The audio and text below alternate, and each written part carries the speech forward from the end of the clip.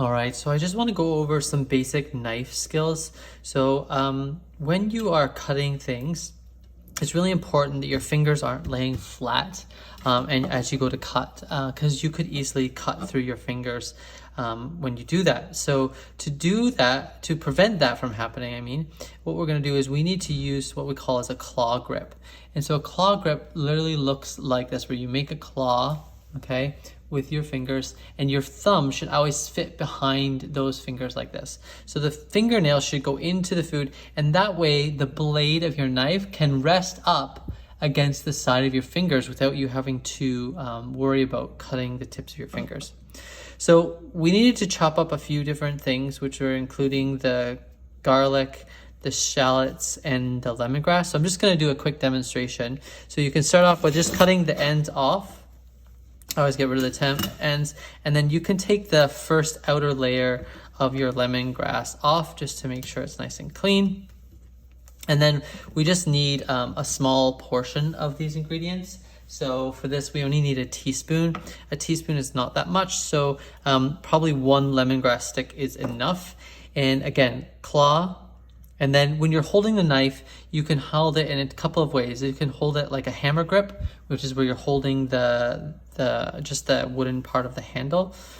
Or what I like to use is the blade grip, where your thumb goes on one side and your pointer finger goes on the other side, and the other three fingers fit onto the handle.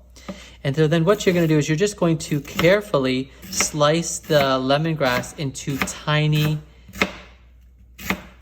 pieces of lemongrass, okay, and slide your finger back. The side of your blade is resting up against your finger, and you slightly pull your finger back as you cut.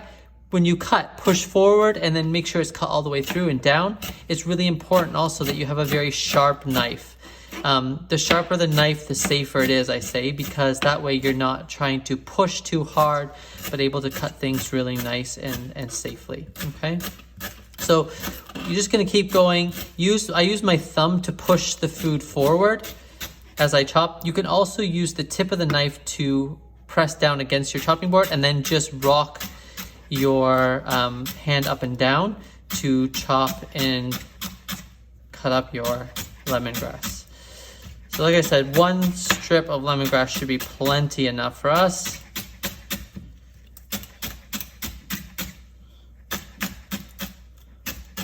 Always keeping that thumb behind. Once that's done, what you can do is you can mince it. You can put your fingers on top of the blade, okay, like this. And then I'm gonna hold just the handle, the hammer grip, and I'm just gonna go back and forth over top of my ingredients to mince them up finer so it's really nice and fine, okay? So there's how we can chop up our lemongrass. Now it's always handy to have a small bowl sitting next to you to prep all of your ingredients and keep them separate and clean and nice and organized, okay? Organization is key in the kitchen. So once that's done, we're gonna move on and we're gonna continue on doing the same thing with our garlic and our shallots. Garlic is pretty straightforward. Just pull it apart. You're gonna get these different cloves. We don't need, again, that much garlic. We're only asking for 2 teaspoons. So that's probably gonna be somewhere between about 4 cloves of garlic, 4 to 6, and you'll have to just mince it. It's good to mince up more than you think you need, just to have it done. So the first thing I do is, again, claw grip, cut off the ends of the garlic, like so. Try to sit it flat so it's not rotating or rolling around.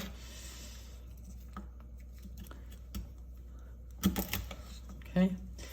Move your scraps to the side so they're not going to get mixed in.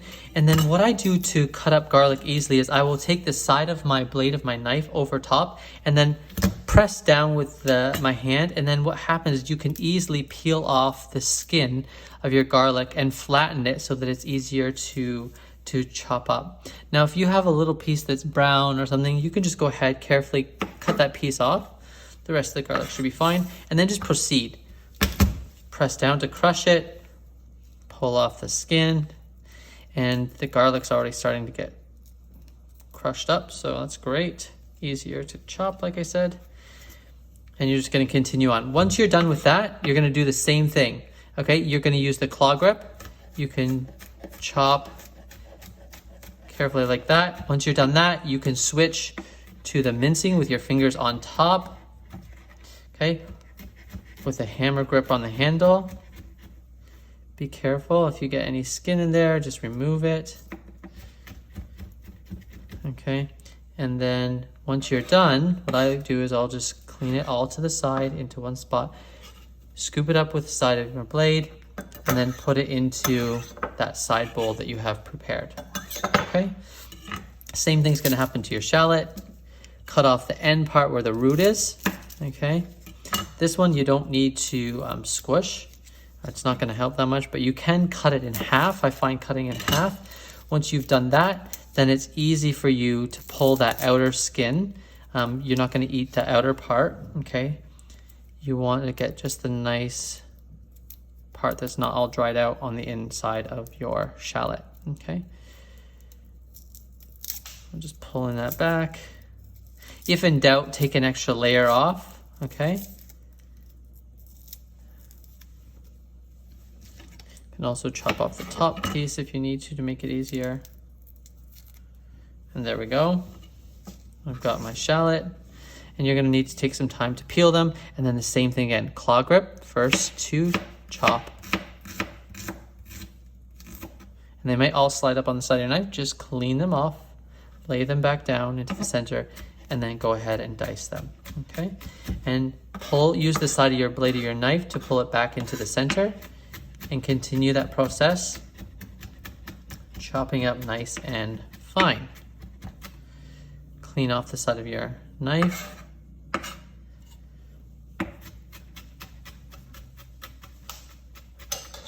Okay, and then I'm gonna just go ahead and add that into my other little bowl there. So you'll follow your recipe to make sure you have enough. Okay, once you're done with all of this, don't just leave all these vegetables and stuff laying around. You should move them to the side, out of the way, so they're not gonna be contaminated with raw meat, which is the next thing we're gonna prepare, which is over here. So I'm just gonna go ahead, clean up my chopping board, move all of these extra ingredients out of the way, and clean up. You don't want a big mess. Just gonna take all of these peels and things and move them into the bin. So now I'm ready to move on to the meat. And because it's very important that you always start with your fruits and vegetables first, and the meat is the last thing you want to use, especially because many homes only have maybe 1 or 2 chopping boards. You don't want to be chopping up any meat on your board and then doing vegetables, because meats have bacteria in them, and then it can contaminate your vegetables, especially if they're not going to be cooked. Or you wash your board very thoroughly in hot, soapy water to make sure that they're all sterilized and not going to contaminate. So here we go. I asked you guys to get some pork shoulder, pork loin, and so I went to the grocery store and grabbed this out. Look at this beautiful piece. Got some beautiful marbling of fat in here, which is exactly what we want. Now what I'm going to do is I've got a separate container here that I'm going to chop and put all my meat into, and then I will make my sauce inside of there. So this is similar. We're going to do the same process. We want to cut these into thin strips, okay? So remember what we said earlier. We're going to just slice it into very thin, about 3 to 5 millimeter strips of meat. So I'm just going to, again, use that claw grip. The knife blade should be sitting up against your fingers, and then you're going to cut down into these nice thin strips of meat, okay?